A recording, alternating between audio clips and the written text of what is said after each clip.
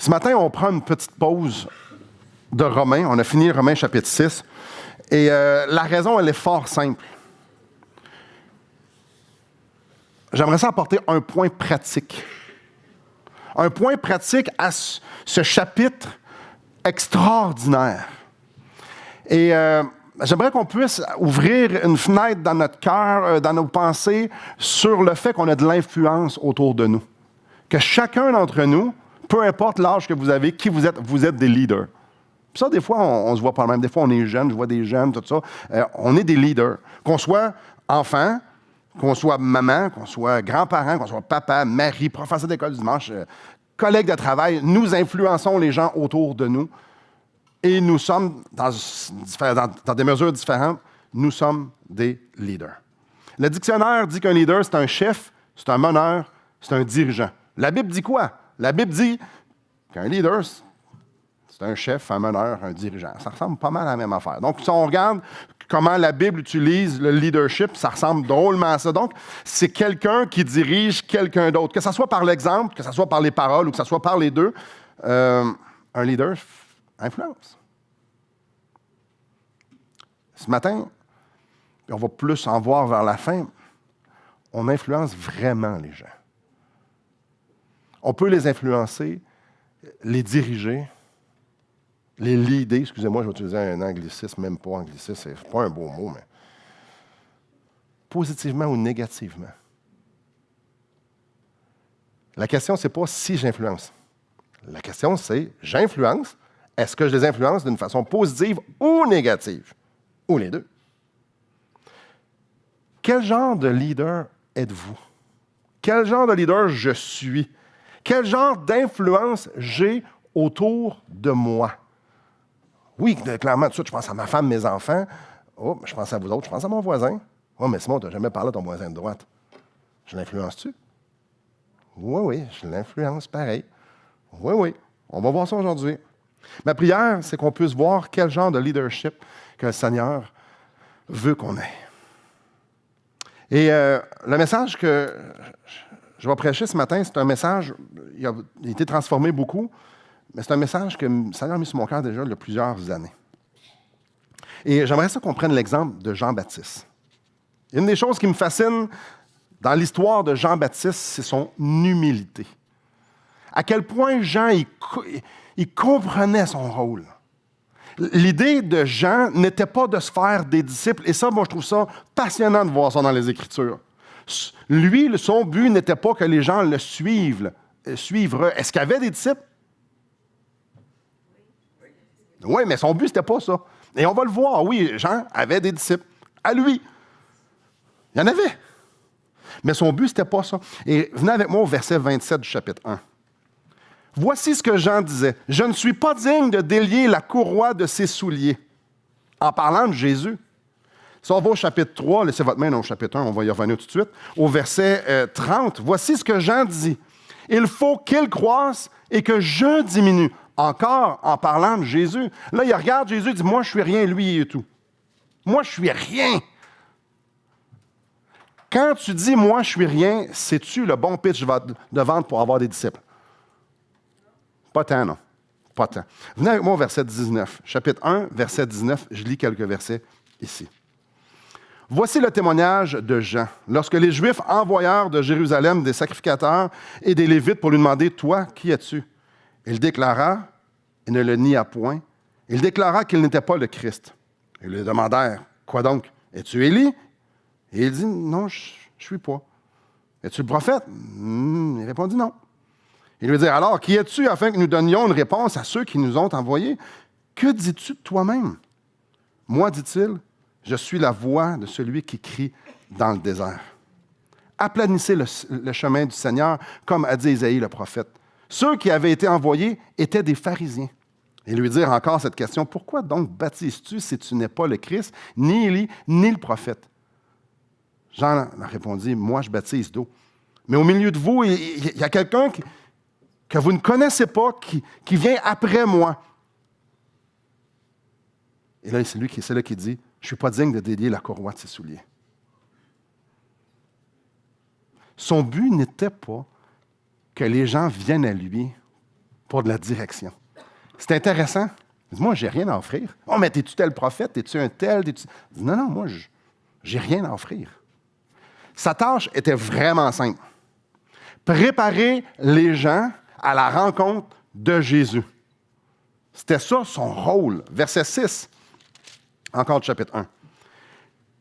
Il y eut un homme envoyé de Dieu, son nom était Jean. Il vint pour servir de témoin, pour rendre témoignage à la lumière, afin que tous crussent par lui. Il n'était point la lumière, mais il parut pour rendre témoignage à la lumière. Donc lui, il n'y avait pas de solution. Et il n'aura jamais dit son opinion. Jean n'avait pas les 12 étapes pour être un meilleur chrétien. C'est pas ça qu'il vendait. Lui, il n'y avait pas de ça.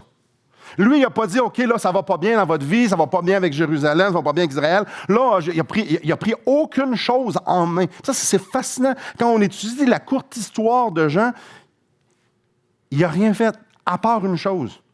Il y a quelqu'un de plus grand que moi qui s'en vient.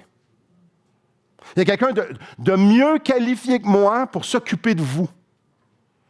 C'est ça que Jean faisait. Écoutez, c'est rare qu'on dise ça. C'est rare qu'on voit cette humilité-là aujourd'hui. Non, je vais m'occuper de toi, moi. C'est rare qu'on va dire, non, je suis désolé, j'ai rien à t'offrir, va voir quelqu'un d'autre, quelqu'un de plus qualifié. On ne voit pas souvent ça. Vraiment pas. En plus, il attire l'attention, les gens viennent le voir, il y a du monde autour de lui, puis il dit, regardez pas à moi, là. Je ne suis pas à la fin des choses. Pas du tout. Il y a quelqu'un de plus grand que moi qui s'en vient. Ça prend énormément d'humilité pour faire ça.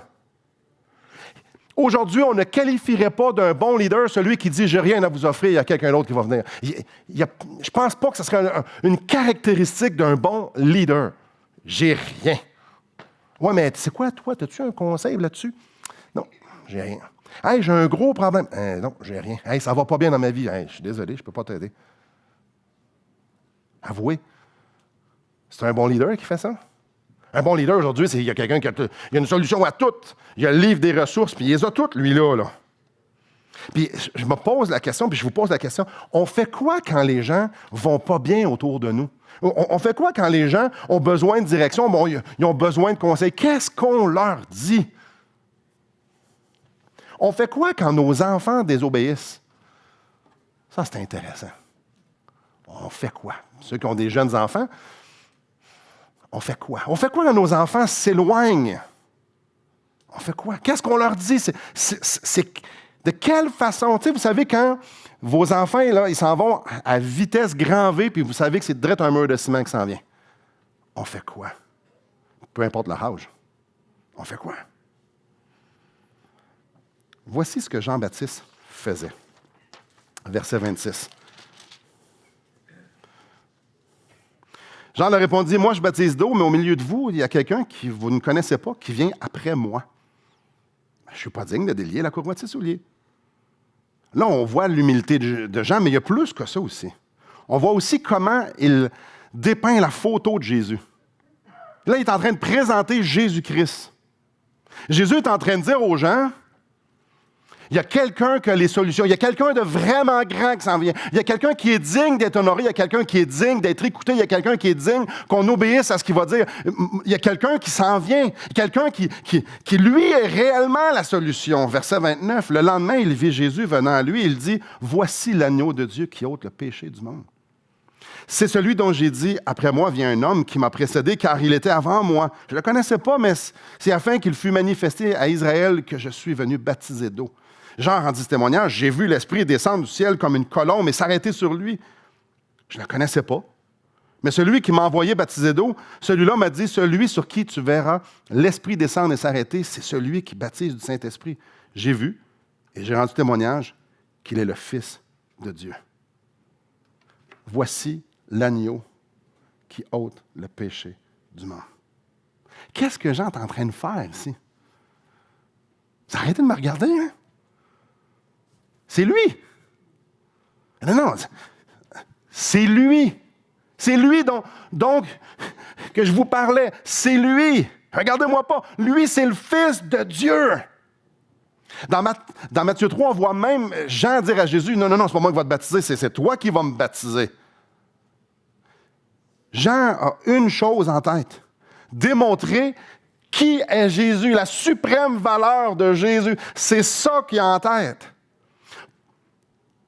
Jean veut dépeindre à tous ceux qu'il rencontre, à ses disciples, à son auditoire. Il veut démontrer à quel point Jésus est extraordinaire. Il dit, moi, je suis juste venu faire la préparation, là. Moi, je suis juste venu faire la préparation. Lui, il va vous baptiser du Saint-Esprit. Lui, il va vous donner la vie. C'est lui qui va faire couler des fleuves d'eau vive en vous. C'est lui que vous allez adorer pour l'éternité. Moi, je suis juste venu vous parler de lui. Moi, je parle du royaume. Moi, je parle de la vie. Lui, il est la vie. C'est son royaume. Voyez-vous ça? Jean, il met Dieu, il met Jésus-Christ à une place extraordinaire.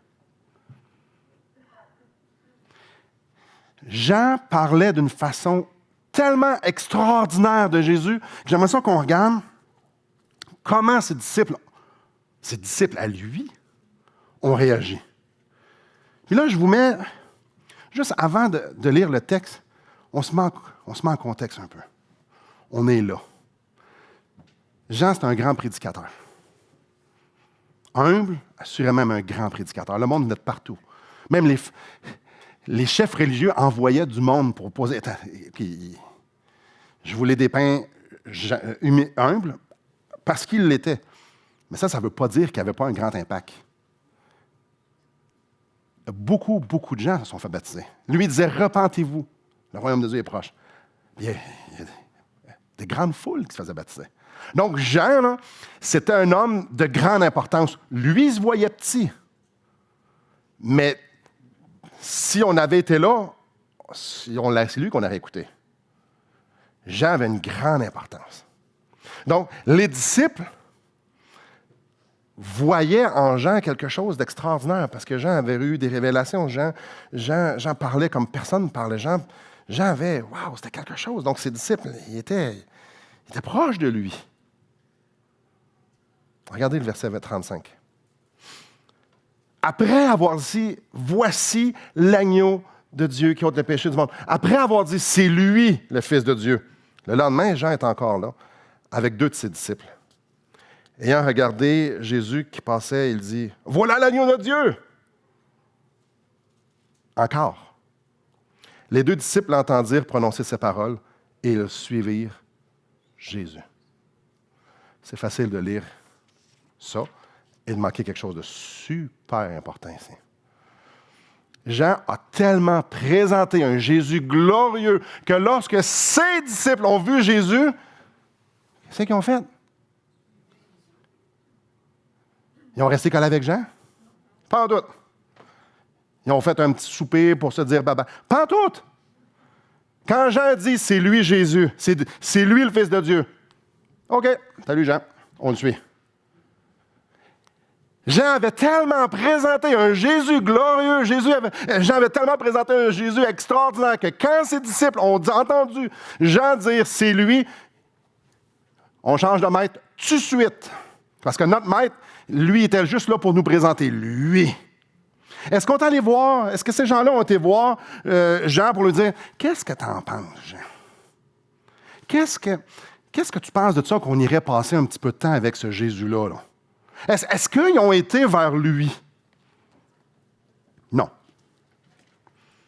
Ces gens-là, les disciples de Jean, savaient que Jésus était pour être suffisant, que Jésus avait la valeur, que Jésus était la substance, que Jésus était Dieu. Jean avait tellement bien enseigné ses disciples que ses disciples savaient pertinemment que quand ils rencontreraient Jésus, il n'aurait jamais plus besoin de revenir à Jean. Ça, c'est quelque chose. Ça, c'est quelque chose. Jean a fait tellement un bon travail de présenter Jésus que ses disciples n'avaient plus besoin de lui du tout. Ils n'ont pas retourné à Jean. Verset 40. André, frère de Simon-Pierre, était l'un de ceux qui avaient entendu les paroles de Jean et qui avait suivi Jésus. Ce fut lui qui rencontra le premier son frère Simon et lui dit, nous avons trouvé le Messie. Pourquoi? Parce que Jean l'a représenté. Parce que Jean leur a pointé. Jean leur a pointé les paroles celui qui avait les paroles de la vie. Quand tu présentes Jésus d'une façon glorieuse, quand tu présentes ses perfections, quand tu présentes son plan, quand tu présentes un Jésus suffisant, quand tu présentes Jésus, les gens vont se tourner vers lui. Jean n'a pas essayé de contrôler. Et là, c'est là que le bas peut blesser. Jean n'a pas essayé de contrôler ses disciples. Vous irez, puis vous me viendrez me revoir, voir comment ça va. Ouais, mais là, suivez-le, mais vous faites... ouais, mais... Non. Jean s'est complètement tassé. Il faut qu'il croie, c'est que je diminue. Il n'a jamais voulu contrôler ses disciples. Jamais, jamais, jamais, jamais. Son but, c'est que les gens aillent à Christ. Et quand ils sont à Christ, ils se tassent. Mais quel leader! Puis si vous lisez l'histoire de Jean-Baptiste, si je vous avais posé la question, qu'est-ce que vous savez de Jean-Baptiste? À quoi a servi Jean-Baptiste? Pourquoi Jean-Baptiste est venu sur la terre? Il y avait une tâche, pointer vers Jésus. C'est tout. C'était ça sa mission à lui. Celui qui crie dans le désert. That's it. On ne connaît pas grand-chose de plus. On sait que c'était un être très moral qui se tenait sur ses pieds, qui voulait honorer Dieu. Il y a plein de choses, de caractéristiques, mais sa mission à lui, c'était quoi? Pointer les autres vers Christ. Pas se faire des disciples, pas contrôler rien, juste pointer les autres vers Christ. Son but dans la vie, sa mission n'était pas d'offrir sa sagesse à Saint-Saëns. Moi, avec mes années d'expérience, je vous conseille, jamais. Jean n'a pas dit ici, ouais, je me souviens en 84, avant Jésus-Christ, il n'a pas vécu, il n'était pas aussi vieux que ça. Ouais, je me souviens, on avait fait ça. Ouais, écoute, j'ai appris, moi, avec mon expérience, que la meilleure affaire, c'était ça. Il n'a jamais dit ça, là. C'est pas ça qu'il a dit. C'était pas ça. Ouais, j'ai justement lu un bon livre sur ton problème, là. J'ai des solutions pour toi. 12 étapes faciles. Non. Sa job, c'était de prendre les gens, puis il dit, viens, je vais te présenter l'agneau qui ôte le péché du monde. Et quand il rencontre Jésus, viens, je vais te présenter Jésus.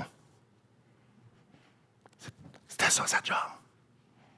Et lui, là, il n'y avait pas rapport dans le portrait. C'était juste la main qui emmenait les gens à Jésus. C'est tout. Regarde pas la main, regarde pas moi, regarde qui je te présente. C'est intéressant parce que il l'a présenté avant de le voir. Il l'a présenté avant de le voir. Puis Jean ne faisait pas juste parler, comme j'ai dit, c'est un être qui était droit, c'est un être qui prêchait, c'est un être qui se tenait debout, sa vie entière, chaque aspect de sa vie, on n'a pas le temps de regarder beaucoup de détails, mais pointait vers une chose. Jésus est important. Quand tu dis, toi, que quand tout le monde te regarde, puis quand tout le monde vient te voir, puis tu dis, moi, je ne suis pas important, il y a quelqu'un qui s'en vient, je ne serais même pas digne de délier ses souliers. Quand ses disciples ont vu Jean dire, non, moi, je ne te baptise pas, quand ses disciples ont entendu dire, il faut qu'ils croient, c'est que je diminue, quand ses disciples, ils l'ont vu. Ils ont vu la valeur que Jésus avait pour Jean, la façon que Jean vivait, la façon que Jean parlait. Jean, c'était tout un leader. Ils l'ont vu, puis ils l'ont entendu. C'est deux choses, hein? Je peux vous dire quoi faire, puis je peux vous le dire, puis vous le montrer. Puis je peux juste vous le montrer aussi sans que vous le dire. Mais ils l'ont vu, puis ils l'ont entendu. J'aimerais ça qu'on regarde deux applications de ce genre de leadership-là. Et le premier, c'est notre vie. Jean faisait des choses qui démontraient ce qui est important pour lui. Jean vivait d'une certaine façon pour démontrer ses priorités. Et les gens autour de lui l'ont vu. Et ça doit nous interpeller. Si on est pour influencer les autres, et on les influence avec les prochaines questions que je vais vous montrer, c'est important qu'on raisonne ensemble ce matin. La façon qu'on gère notre temps. La façon qu'on gère notre temps démontre nos priorités. Je répète, La façon qu'on gère notre temps démontre nos priorités. Mes amours, papa vous aime, c'est vous autres que j'aime le plus. Regarde, ma famille, c'est la chose la plus importante. Oui, mais pourquoi il n'est jamais là? Puis quand il est là, il n'est pas là. C'est quand est-ce la dernière fois, papa, tu m'as demandé quelque chose sur mes écoles, sur mon école, sur mes ci, sur mes ça? Ah, tu fais juste parler de business avec les autres ou parler de ça, pour parler avec ton nouveau char. Ah, OK, mais papa, tu n'es pas là. Maman, tu n'es pas là. La façon qu'on investit les minutes de notre vie démontre quelles sont nos priorités. C'est-tu le divertissement? C'est-tu le sport? C'est-tu notre famille? La façon qu'on gère notre temps. La façon qu'on gère notre argent démontre qui on adore. Oh! La façon qu'on gère notre argent démontre qui on adore. Les cossins qu'on s'achète, la façon qu'on s'habille, les places qu'on va en vacances. Tout l'argent qui sort, qui est le bénéficiaire? Et là, je ne suis pas en train de vous dire que moi, je suis champion dans tout ça. Là. Je suis en train de poser des questions qu'on réfléchisse. Et je vais juste faire une mention ici. Je ne pense pas. Je suis viscéralement convaincu d'une chose. Ça reste mon opinion à moi.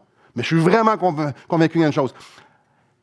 Une des 3 façons de brûler nos enfants, une des 3 façons, des meilleures, une façon dans les top 3 de comment tu veux faire pour que tes enfants ne suivent pas le Seigneur, dis une chose et fais l'autre chose. Tes enfants voient ce que tu fais avec ton temps, voient ce que tu fais avec ton argent. Comment je traite les autres? Comment je traite les autres démontre vraiment si je prends l'amour de Jésus-Christ à cœur. Parce que le 2e commandement, c'est « aimez-vous comme je vous ai aimé ». C'est ça que Jésus a dit. Mais moi, mes enfants le savent, ça. Mon père le sait, ma famille le sait. Tous ceux avec qui me connaissent le savent que c'est sous cette bannière-là que je suis, la bannière de l'amour. Et quand j'aime pas les autres, qu'est-ce que je suis en train de leur dire? Quand je critique, quand je juge, quand je suis impatient, Oh, la façon que je traite les autres démontre à quelle place que je vois le sérieux de l'amour de Jésus-Christ. La façon que je gère les crises démontre si Jésus est bien réel pour moi. Et écoutez bien ça.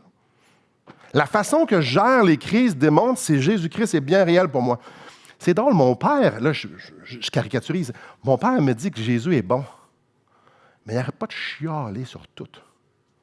Puis il me dit que c'est Dieu qui pourvoit à tout, puis il chiale. Il est-tu si bon que ça? C'est drôle, il vient de perdre sa job. Ah, Dieu est plus bon parce qu'il a perdu sa job. Mais la façon qu'il réagit, là, ouh là là! C'est-tu drôle, hein? Les crises. Ah, telle ou telle autre personne vient de faire une injustice à ma mère. Vous devriez voir comment ma mère parle de elle dans son dos. C'est drôle. Mes parents croient que moi... Là, je prends l'exemple des parents, mais ça peut être un collègue de travail. Je prends un collègue de travail. OK, toi, Simon, tu me dis que tu crois à un Dieu souverain. Ouais. Pourquoi que tu chiales autant quand ça ne marche pas à ta façon? Pourquoi tu t'inquiètes, Simon? Tu crois que Dieu est bon? Tu crois que Dieu est souverain? Pourquoi tu t'inquiètes? Je me le suis déjà fait dire pour vrai. Ça remet son homme à sa place, hein? Ça remet son homme à sa place. Ça, c'est quelqu'un qui avait bien du courage, qui me l'a dit. Imaginez-vous combien de personnes, ils ne me l'ont pas dit. Ça, c'est au travail. Ouais, c'est drôle, mais c'est drôle pathétique, je suis d'accord. Pourquoi ma mère fait de la panique puis elle s'inquiète si Dieu est au contrôle? Avouez quand on y réfléchit de même. C'est déjà arrivé. On fait un camp de jeunesse, un camp de jeunes vieux. On est dans le fond des bois, puis il y a c'était pour les chrétiens, puis il y a une des jeunes filles, vingtaine, elle amène une de ses amies, des collègues de travail. Et dans un des breaks, on est sur le bord d'un balcon, puis c'était super beau avec une chute. Puis moi, je sais fort bien qu'elle, c'est une invitée. Je m'en vais m'asseoir à côté d'elle, puis je parle de l'Évangile. Puis son amie était là, je la connais très bien, je la connais depuis qu'elle est toute petite. Puis là, je lui raconte tout l'Évangile. Je lui raconte qu'elle est perdue, que Dieu l'aime et tout ça. Tout au complet. Elle vient fâchée, là. Mais j'ai pas vu ça dans ma vie. Mais fâchée noire. Elle regarde son ami et elle dit, toi, tu savais ça, tu me l'as jamais dit. Elle est fâchée, là. Là, qu'est-ce qu'on répond à ça? Moi, tu n'y avais jamais dit. Attends un peu, toi, tu dis que Jésus a bien de la valeur, mais tu n'en parles à personne. Tu es gêné d'en parler? Ah. OK, tu es passionné de la parole, mais tu ne lis pas souvent, puis tu ne la connais pas bien, bien. Dis pas que tu es si passionné que ça. Le leadership de Jean est tout à fait tout le contraire de ce que je viens de dire. Il n'y avait aucune différence entre son témoignage et ce qu'il disait. Aucune différence. Jésus était extraordinaire et ça valait la peine de soumettre sa vie à lui. Quand les disciples l'ont entendu, puis quand ils l'ont vu, ils ont fait clairement, clairement, clairement. Quand Jean a dit « Voici l'agneau », il savait exactement ce qu'il fallait qu'il fasse. Il l'avait vu chez Jean. Il l'avait vu. La dernière chose que je veux paraître, c'est quelqu'un qui maîtrise ça. Il y a quelques semaines, et je vous encourage de le faire. Je vous ai déjà encouragé de le faire, puis je le fais. J'ai demandé à une de mes enfants, celle qui est la plus fraîche, pas la plus fraîche, la plus franche.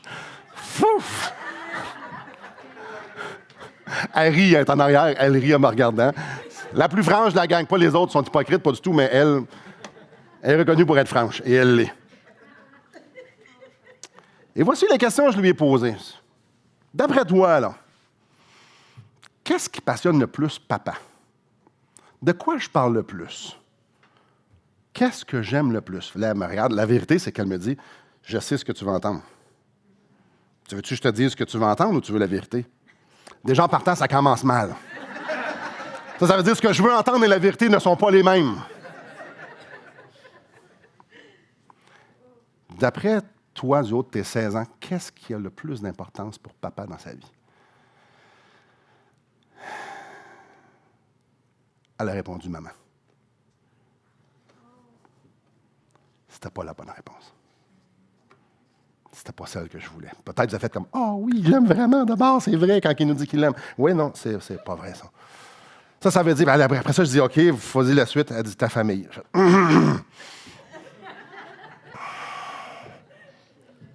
Ça veut dire que sur ma pierre tombale, ça serait écrit « Simon, un mari et un père aimant. »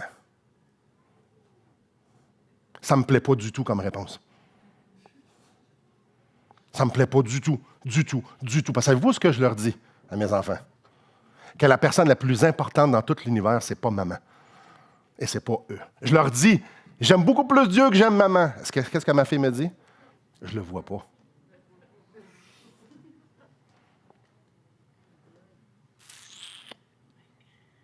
Ouais. C'est drôle, mais pas tant. Je vous encourage à faire le même exercice avec votre conjoint, avec un très bon ami, avec vos enfants. Papa, de quoi tu m'entends le plus parler? Ben, du travail. Mauvaise réponse. Ben, en fait, c'est la bonne réponse. C'est un reality check. La deuxième chose qui constitue un bon leader, c'est son témoignage, c'est ses paroles, c'est ses interventions. Chaque intervention devrait pointer vers Jésus. Chaque fois qu'on parle, on devrait pointer les autres pour présenter Jésus-Christ. On pointe les autres vers Christ, on présente quelque chose, même si c'est direct ou indirect. On présente sa sainteté, on présente son amour, on présente sa gloire, ça devrait toujours être ça. Parce que qui est la personne la plus importante? De qui on devrait parler? Même nos interventions aux non-sauvés. La toile de fond devrait être Jésus. Et quand ils vont rencontrer Jésus, ils vont dire, c'est de lui que j'ai entendu parler. Wow! Clairement qu'il y a de la place pour des conseils, puis clairement il y a de la place pour direction, surtout si ton enfant de 2 ans. Tu sais, à 1 an et demi, là, Jésus, oui, ça commence toujours, ça c'est le même qu'on commence la phrase. On parle de Jésus, mais ça prend quand même la direction. Je ne suis pas en train de dire qu'on est bonasse en tant que parent, c'est pas ça que je suis en train de dire. Un des premiers versets, puis je me prends ici en illustration, un des premiers versets que mes enfants ont appris, c'est quoi? Tu te souviens-tu de la référence? Dans le temps, ils s'en souvenaient. Éphésiens, c'est ça. 6.2, 6.3. Enfants, obéissez à vos parents. Ils l'ont entendu souvent. Dieu m'a mis dans ta vie pour te diriger à Dieu, pour t'enseigner comment te rendre à Dieu. Quand tu me désobéis, tu désobéis à Dieu. Il était petit. On n'a pas commencé ça à 16 ans. Ça, clairement, ça n'a pas fonctionné. Mais ça a fonctionné quand il était petit.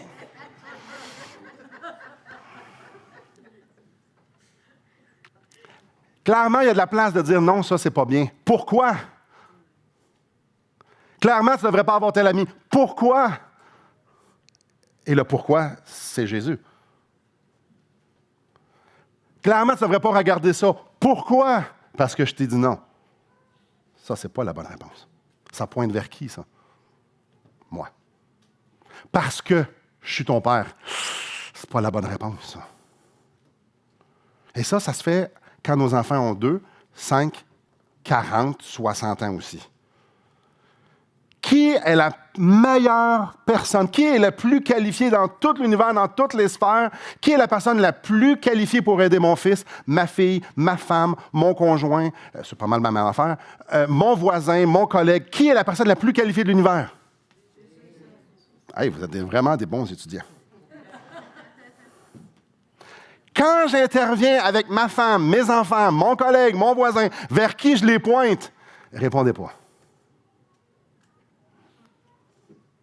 Ma sagesse, mon expérience, mon autorité, mon désir de contrôler, donc je vais les diriger dans une voie où est-ce que je vais pouvoir garder le contrôle dessus, même s'ils ont 8 ans, ou je les pointe vers Jésus.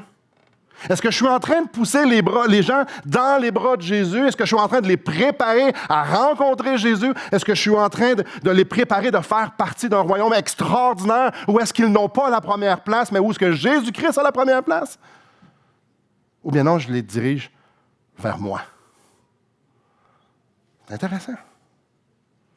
La première chose qui devrait sortir de notre bouche, c'est Jésus, Dieu, la parole. Quand quelqu'un dit « je ne sais pas quoi faire », la première chose qui devrait sortir de notre bouche, c'est « demande à Dieu ». Lis la parole, demande conseil après. Je redis la séquence.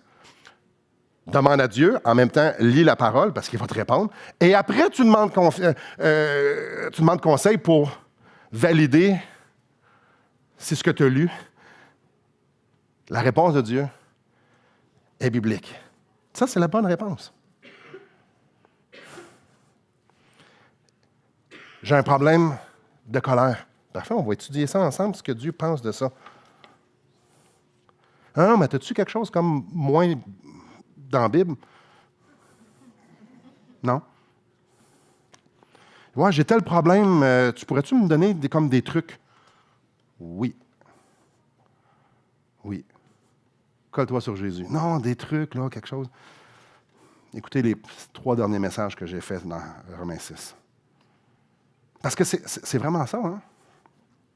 Qu'est-ce qui change réellement une vie? Quand je réalise c'est quoi mon identité en Jésus-Christ, quand je réalise que je ne suis plus esclave du péché, que maintenant j'ai un autre choix, que maintenant je peux vivre pour Jésus-Christ, qu'est-ce qui change réellement une vie? C'est quand je rencontre Jésus-Christ à la croix, puis je reste collé là, puis qu'il manifeste sa vie en dedans de moi. Qu'est-ce qui change vraiment une vie? Quelle 12 étapes est mieux que ça? Moi, ce que je lis dans la Bible, c'est que tu restes collé après Jésus-Christ. Ça commence là, ça finit ça là, puis ça va être ça pour l'éternité. Y a-tu d'autres solutions que de pointer vers Jésus-Christ? Mais on est bons, nous autres, les parents, on est bons, nous autres, les gens, pour protéger nos enfants à un tel point que tout ce qu'ils voient, c'est l'autorité parentale. On est bon là-dedans. On leur dit quoi faire, on leur dit quoi penser. Puis trop souvent, on n'a pas envie de les pousser par la foi pour que Jésus-Christ leur parle. On veut leur dire ce que Jésus-Christ va leur dire. Mais quand c'est papa qui le dit, puis quand c'est Dieu qui le dit à leur cœur, c'est pas la même chose. Par la foi, à un moment donné, il faut pousser les gens et dire, Dieu va te le dire. Oh, combien c'est dur. Mais ça prend de la foi. C'est un choix qu'on doit prendre. C'est beaucoup plus facile pour moi de vous dire quoi faire dans les moindres petits détails que de vous coller sur Jésus-Christ, puis que ce soit lui qui vous le dise, adapté à vous selon votre cœur. Mais en tant que parent, c'est la même chose. En tant que voisin, c'est la même affaire. On est bon pour donner tout gratuit aux gens, notre sagesse à Saint-Saëns. Non! On est bon pour nous autres, les conjoints, de tirer sa couverte pour nous et non pas de pousser notre moitié dans les bras de Jésus-Christ. Si c'est Jésus-Christ qui change son cœur, ça va probablement dire qu'il ne changera pas comme moi je voudrais qu'elle soit. Mais ça va être Dieu qui va l'avoir transformé. Oh, que c'est un monde de différence. Et c'est exactement ce que Jean-Baptiste a fait. Il ne voulait pas les garder à lui. Il ne voulait pas leur donner sa sagesse. Tout ce qu'il voulait, c'était les plugger sur Jésus-Christ. Donc, va avoir ta relation avec Jésus. C'est la chose la plus importante. Le reste, ça n'a pas de valeur. Puis on est bon pour étouffer les gens pour qu'ils nous ressemblent. Non! Non, si on a tous des personnalités différentes, on a tous des choses, des inclinaisons différentes. Dans 1 Corinthiens 12, ça nous dit qu'on est équipés différemment dans le corps de Christ. Ça veut dire que ma job, c'est pas que les autres ils soient dans un même moule, mais plutôt que de les plugger à Jésus-Christ pour que Christ puisse vivre en dedans d'eux autres, pour qu'il puisse être épanoui dans ce que Dieu veut qu'il fasse. À la manière que Dieu veut qu'on fasse. Et ça, c'est la seule façon, c'est de prendre ce que Jean a fait puis de dire « Wow! » Puis ceux qui ont des jeunes enfants, mettez une douce balance là-dedans parce qu'ils ont besoin de plus de direction. Un mauvais leader veut changer tout de suite pour pouvoir contrôler. Un mauvais leader va jouer à Dieu, va jouer au Saint-Esprit. Un mauvais leader fait ça. Mais un bon leader va juste préparer et diriger les gens vers Jésus-Christ. Qui est la meilleure personne pour effectuer un changement permanent dans le cœur de quelqu'un? Sinon que Jésus-Christ. Qui est mieux équipé pour savoir ce que la personne en devant moi a réellement besoin dans sa vie?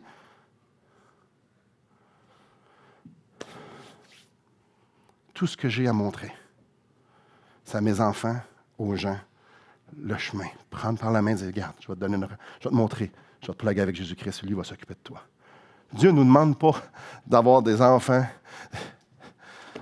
bien éduqués. Trouvez-moi le verset, là. Je ne parle pas beaucoup d'université là-dedans. Dieu ne nous demande pas d'avoir les gens qui savent toutes des éthiques parfaites. Là, non, oui, il y a une part là-dedans, puis je ne veux pas aller dans un extrême à l'autre, mais d'abord et avant tout, c'est enseigne-leur à m'aimer. Enseigne-leur à m'aimer. Un bon leader va se dire, Jésus-Christ va les diriger dans de verts pâturages. Ma job, c'est qu'il puisse entendre le bon berger. Je lui montre comment. Je lui montre c'est qui. Je lui montre ce qui est plus extraordinaire. En pratique, quelques points vraiment pratiques. Et je termine avec ça. On est tous des leaders. Toute la gang. On est tous des gens d'influence, peu importe qui qu'on influence. Et nous avons tous une énorme responsabilité. C'est le verset 37 du chapitre 1. Les 2 disciples l'entendirent prononcer ces paroles et ils suivirent Jésus. Si vous êtes parents, peu importe l'âge de vos enfants, puis si vous n'êtes pas parents, c'est pas grave. Tous les gens que vous croisez, c'est quand même notre responsabilité. Nous avons la responsabilité de pointer les autres vers Jésus-Christ. Et écoutez bien ça, et les laisser y aller eux autres mêmes.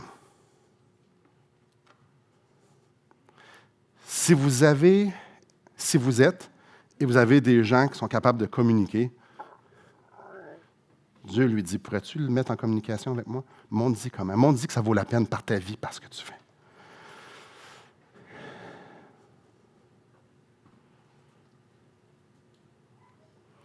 Je vous pose une question vraiment claire. Est-ce qu'on croit que Dieu prend soin de ses enfants? si oui,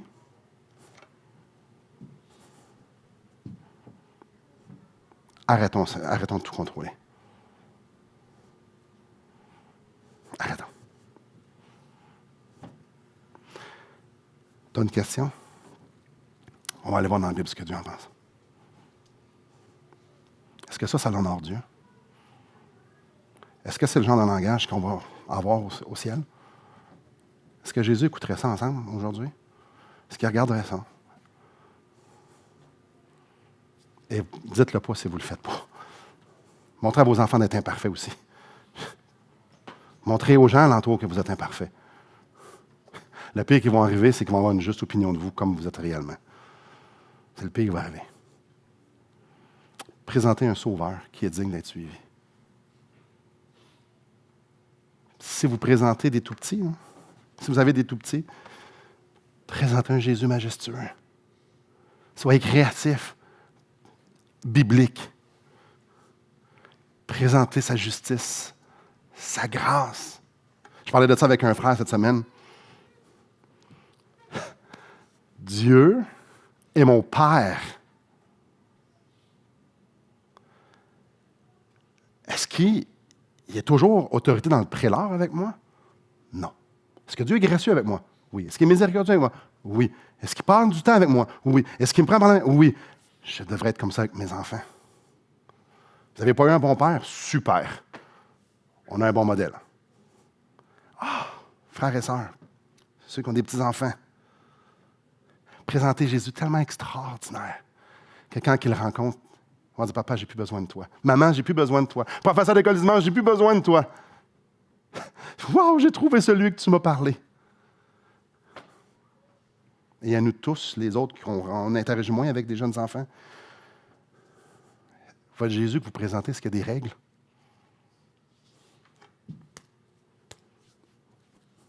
Est-ce qu'il se met souvent en colère, Jésus? Excusez-moi, mais Jésus se met en colère. Mais est-ce qu'il est tout le temps en colère? Est-ce qu'il est mou? Non. C'est pas grave, il n'y a pas de conséquences. Non.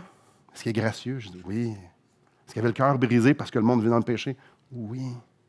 Est-ce qu'il était doux? Oui. Est-ce qu'il était doux? Oui. Est-ce qu'il était patient? Oui.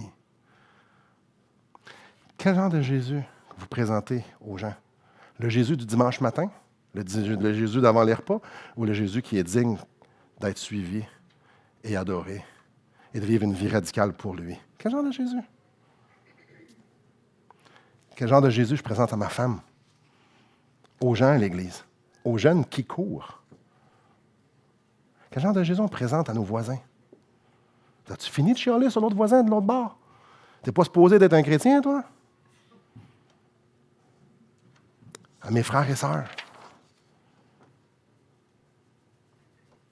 En conclusion, il y a une chose qui me frappe dans cette étude-là. Dans la mesure de présenter le Jésus que Jean a présenté, il faut connaître le Jésus que Jean présentait. Puis ça fait quelques semaines qu'on parle de notre identité, qu'on parle d'être libre, qu'on parle de la marche, on parle de chérir la croix, d'y rester accroché. Être un leader, c'est juste de montrer aux autres comment on fait. Les enfants, eux autres, les adolescents sont des champions là-dedans. Ils sentent l'hypocrisie à 1 million de kilomètres à ronde. Ils savent quand c'est vrai et quand c'est pas vrai. Mais tout le monde qui nous entoure, ils le savent aussi. C'est juste nous autres qu'on se ment. Apprenons à être des gens qui, humblement, restent attachés à la croix, qui contemplent Jésus-Christ, qui se prêchent l'Évangile dans la mesure de pouvoir nous-mêmes avancer. Et dans la mesure qu'on puisse influencer et pointer les gens vers Christ. Prions. Seigneur, quel témoignage nous avons devant les yeux qu'on a de Jean-Baptiste. Seigneur, c'est un homme qui savait quoi dire, quand le dire. C'est un homme qui était écouté. C'est un homme qui avait un charisme fort probablement incroyable parce que le monde venait, puis il venait, puis il venait. Il y avait un message percutant Mais on ne voit pas dans sa vie ce désir de contrôler quoi que ce soit. En fait, Seigneur, ce qu'on voit, c'est cette humilité de vouloir juste faire, de présenter Jésus-Christ comme étant extraordinaire, comme étant tel qu'il est, et que tout le monde veut suivre lui. La preuve qu'on voit, c'est que ses disciples sont revirés de bord, mais ont été suivre Jésus. Ô combien dans ma vie, j'ai besoin que tu viennes travailler ça, ce désir de contrôler ça, ce désir de vouloir montrer ce que tu veux dire aux autres absolument sans que ce soit toi que tu leur dis, Seigneur, laisse-moi te donner la place. Et je suis convaincu qu'il y a plein de gens ici qui font le même genre de prière, que c'est l'expression de leur cœur aussi, de différentes manières. Mais apprends-nous à être de bons leaders, à pointer vers toi. Apprends-nous parce que tu es digne. Apprends-nous, papa, apprends-nous. Apprends-nous à ce que ce soit les regards, que les regards soient fixés vers toi. Tu es digne. Fais-nous marcher sur le chemin de l'humilité parce que c'est le seul qui t'honore. Et Seigneur, merci d'être patient avec moi. Merci que tu n'imputes pas aux gens autour de moi toutes mes erreurs et tout mon orgueil. Merci. Je te loue de ça. Je sais que tu le fais pour la gloire de ton nom. Et Seigneur, merci parce que tu nous demandes de nous le relever puis de continuer, même malgré les erreurs qu'on ait pu avoir fait. Seigneur, tout ce que tu veux, c'est qu'on soit concentré à te regarder et à te chérir et à parler de toi. Peu importe. Seigneur, merci pour Jésus-Christ. Et ma prière, c'est que tu puisses ouvrir les yeux de nos cœurs pour que tu puisses, oui, être notre vision, que tu puisses être notre phare, que tu puisses être notre rocher, que tu puisses être celui, ô Dieu, qui donne notre joie. Celui qui nous motive à faire tout. À toi soit la gloire, au siècle des siècles. Au nom de Jésus. Amen.